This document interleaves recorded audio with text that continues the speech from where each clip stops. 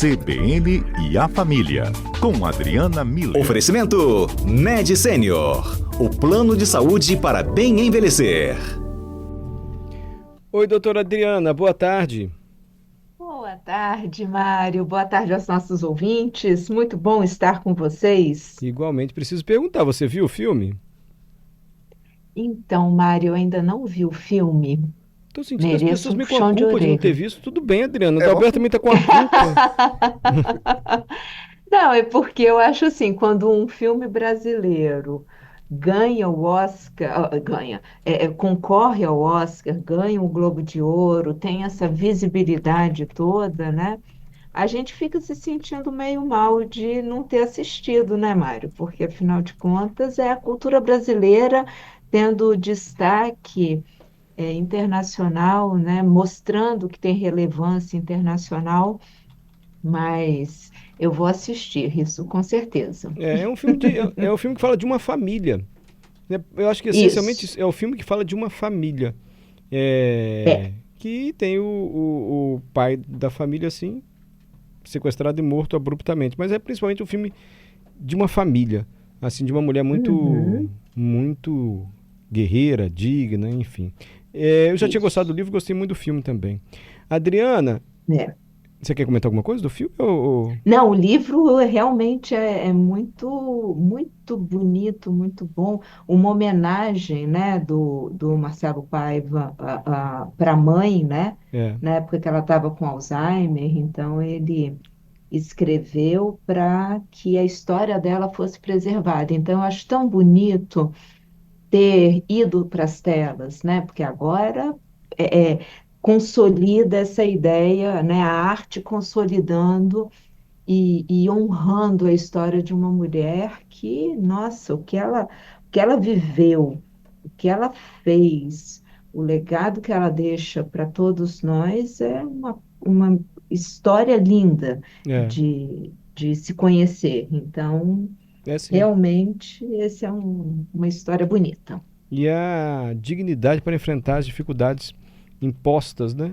E às vezes a gente passa por situações que não são justas, mas a gente tem que enfrentá-las, né? Mesmo injustas. E ela mostra isso assim com uma altivez, né, Adriana? Que é louvável mesmo. E o filme traduz isso muito bem.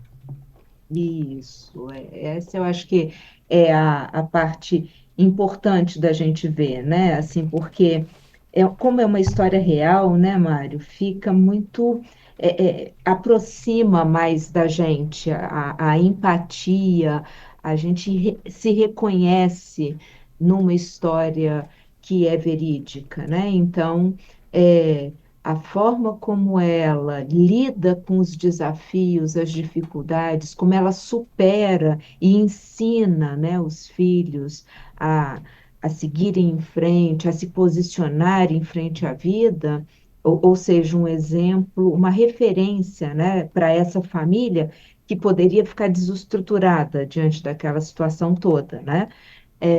Mas não, ela vira referência para a família, depois ela vira referência, inclusive acadêmica, né? Assim, com os estudos, as posições dela. Então, eu acho que mostra para a gente, Mário, que, que essa postura frente à vida, olhando o que é possível e indo atrás disso que é possível, superando os obstáculos, reforçando em nós um senso de competência, né? E com aquela alegria, né? Não deixando a tristeza abater ou ganhar deles, né? Como o núcleo familiar. Isso é muito bonito, isso realmente é um exemplo para todos nós, porque, como você disse, desafios a gente encontra o tempo todo, né? E uma vítima, né? Uma família que é vítima de uma crueldade, de tortura, de assassinato feito pelo Estado. E nunca se coloca na postura de vítima. A Eunice nunca deixa a família se mostrar como se fosse uma vítima. Isso eu acho tão interessante também e tão vigoroso, tão forte da parte dela conseguir fazer isso, né? Vê que interessante isso, Mário. É, quando a gente não cai no papel de vítima, ou seja, é um ato de resistência, né? A situação muitas vezes empurra a gente para o papel de vítima. Quando a gente, como um ato de resistência, se recusa a ficar nesse lugar de vítima, a gente começa a abrir um espaço para sermos agente de transformação, porque a gente precisa mudar algo para sair do papel de vítima. Então, essa transformação que a gente vai realizando na própria vida, nas relações familiares e, consequentemente, nas relações sociais, nos torna agente de transformação. Então, quando a gente se recusa, né, quando a gente, como ato de resistência, não cai no papel de vítima, a gente começa a construir uma saída que nos coloca como agente de transformação. E isso no filme, no livro fica muito claro, né? Imagino que no filme deve ficar mais ainda, porque Mais tem a ainda, questão visual, né? A gente mais ainda. acompanha visualmente essa história. Então, eu acho que isso é um aprendizado, é um testemunho, é uma referência muito importante. A gente trabalha o tempo todo em consultório com essa ideia Interessante. de não se vitimizar e, consequentemente, se transformar em agente de transformação daquilo que é tão ruim.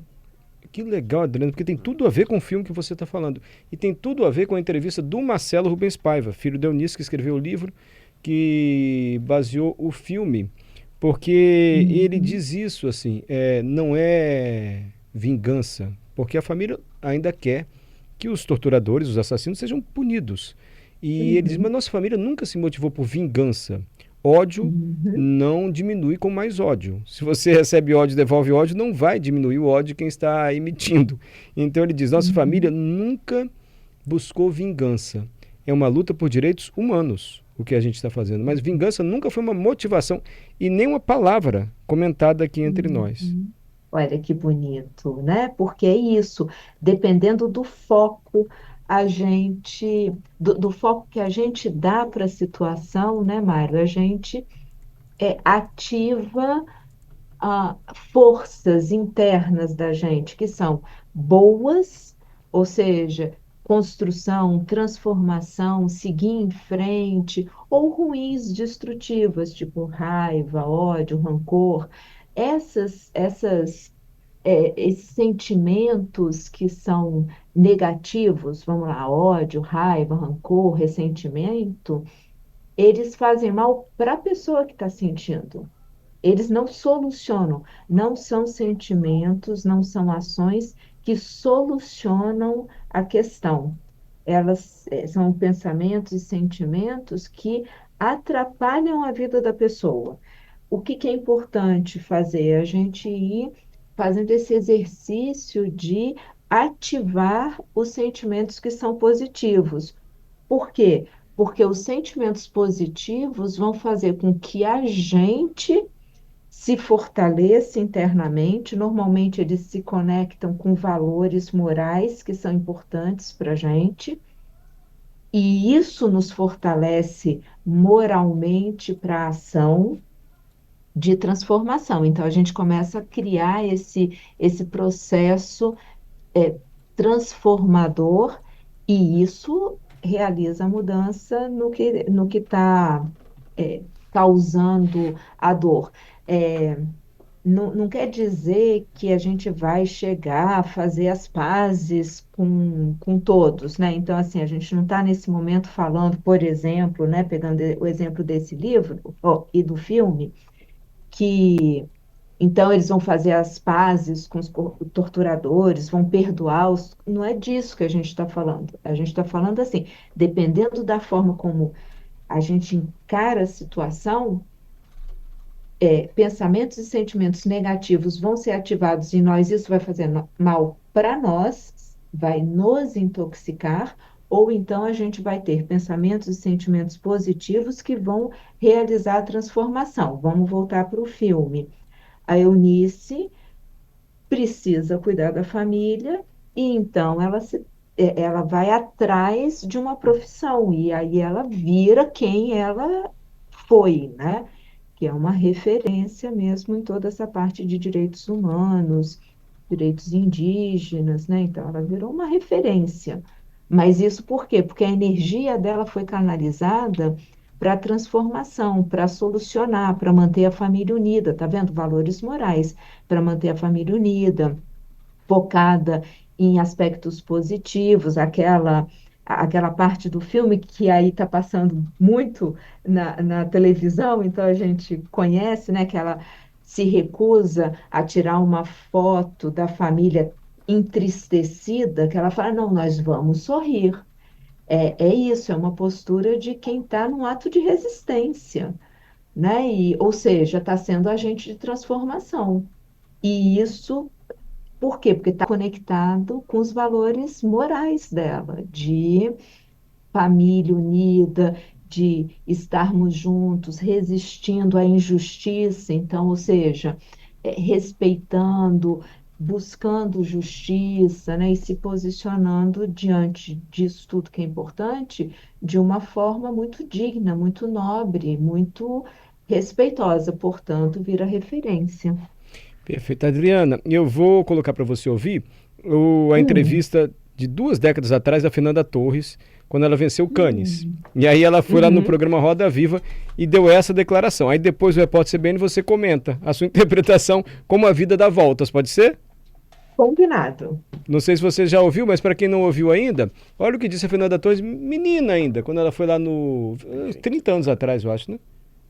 27 anos atrás. Eu acho que ele não sabia nem direito. Quando eu ganhei Cannes primeiro, lá na Tijuca, o meu tio Paulo virou pra mim. Eu acho que ele não sabia nem direito onde era Cannes. Ele falou pra mim, quero te ver um dia no Oscar. E eu olhei pra ele e eu falei, nossa, o tio Paulo não tem ideia da ralação que é e da sorte que é chegar até aqui. O Oscar não vai rolar nunca. Tá vendo, Adriana? Esse tio Paulo, hein? Depois você comenta, por favor. Com certeza, Mário. Vamos ao repórter CBN e já voltamos. Voltamos com a psicóloga e terapeuta familiar Adriana Miller. Conversamos já um pouco sobre o filme brasileiro, Ainda Estou Aqui, que vai concorrer ao Oscar de melhor filme estrangeiro e melhor atriz para Fernanda Torres. E 27 anos atrás, a Fernanda Torres, em uma entrevista, deu uma entrevista. Nossa. Há 27 anos atrás, ela Nossa! participou de uma entrevista. E deu uma declaração dizendo, eu nunca vou ganhar o Oscar. Tio Paulo falou que eu vou ganhar o Oscar. Tio Paulo sabe de nada, como é difícil para ganhar o Oscar. Jamais vai rolar o Oscar. Rolou. Adriana, como a vida dá voltas, hein? Pois é, esse tio Paulo sabia do potencial da sobrinha, né? Isso é bonito de ver. Mas sabe o que, Mário? Quando o Adalberto me enviou esse link, né, dessa entrevista, desse trechinho que você passou, né? O que me chamou a atenção foi exatamente ela virar e falar assim, que ele não sabe a ralação que é chegar em Cannes. Imagina chegar ao Oscar. Então, é, ela entendia, e eu acho que ela deu uma entrevista dizendo, é, gente, eu acabei de alcançar o topo do K2, que é a segunda montanha mais alta, né? E vocês já estão me perguntando se eu vou chegar lá no topo do Everest? Eu acho que mostra isso, quando ela fala de ralação, quando ela faz quando ela usa a metáfora de subir esses picos, nesses altos cumes do planeta, eu acho que ela está falando do esforço que é, né? Não é só fazer um filme e pronto, né? Uma história toda ali sendo celebrada. Isso lembrou, Mário, o que eu costumo chamar de postura de atleta frente aos desafios da vida, porque a gente fez esses comentários durante as Olimpíadas, né? Mas um atleta, ele treina o tempo todo, ou seja, é ralação, né? Ele se empenha naquilo que ele faz com o objetivo de sempre dar o seu melhor. Então, tem uma motivação naquele treinamento. E o objetivo, quando ele chega numa competição, é ele se superar e, como ela mesma fala, se der sorte, né? Ganhar do outro. Mas o foco não em ganhar ou perder. O foco de um atleta é em dar o seu melhor e aceitar com alegria o resultado que vier. Se é o segundo, se é o terceiro, né? Tanto que nas Olimpíadas a gente viu o pessoal tirando quinto lugar e comemorando, né? Então, o foco é no fazer e não no resultado em si. E quando eu ouvi essa entrevista e lia as entrevistas, algumas que ela está dando, me fez lembrar muito disso. E aí a gente entra num paralelo com a vida, né? Porque essa postura de atleta também se aplica ao que a Fernanda Torres está vivendo agora, nesse momento, e é o que ela está dizendo, né? Eu sou pessimista por natureza, querendo dizer o quê? Eu não vou cantar vitória antes da hora. Eu vou continuar ralando para dar o meu melhor e se isso for reconhecido, muito bem. Se não for reconhecido, eu estou muito feliz de ter dado o meu melhor, né? Então o foco é no fazer, não é no resultado. A gente é um atleta, a Fernanda não mede a vida em termos de ganhar ou perder, né? Mede a vida pelo prazer de estar realizando algo e de estar entregando o seu melhor naquilo. E eu acho que esse é um exemplo bonito da gente tomar para nós, né? Porque voltamos para o começo da nossa conversa, né, Mário? Desafios sempre vão ter. A nossa vida é feita de dificuldades e de desafios que a gente tem que superar. Alguns pequenos a gente tira de letra, outros maiores são mais complicados, mas é o tempo todo como se a vida estivesse perguntando para a gente, né? E agora? Está na hora de dar o seu melhor. Cadê? E aí a gente, porque treina isso que a gente fala com muita frequência aqui, do foco, né? Vamos focar nas nossas competências, nas nossas forças, nas nossas habilidades, focar nos nossos valores, agir de forma coerente com os nossos valores. Então a gente vai treinando o nosso cérebro para ir cada vez mais respondendo como agente de transformação e não como vítima da situação. Nossa, sensacional essa conclusão da Adriana Miller. Por isso que eu digo, como é bom ouvir a Adriana Miller às quintas-feiras aqui na Rádio CBN. Doutora Adriana Miller, psicóloga, terapeuta familiar, muito obrigado mais uma vez, viu? Mário, obrigada a você, obrigada a todos os ouvintes, obrigada ao Adalberto por ter me dado essa oportunidade de poder falar sobre isso tudo, conectado com a Fernanda Torres. E vamos lá, vamos torcer, porque vai ser muito bom para o nosso país ter esse reconhecimento. Então, eu acho que vale a pena a gente se sentir orgulhoso de ser brasileiro, porque a nossa cultura está tendo visibilidade e as histórias de superação e de resistência estão ganhando visibilidade, e isso é muito importante. Obrigado, Então, viva Fernanda Adriana. Fica Torres. com Deus.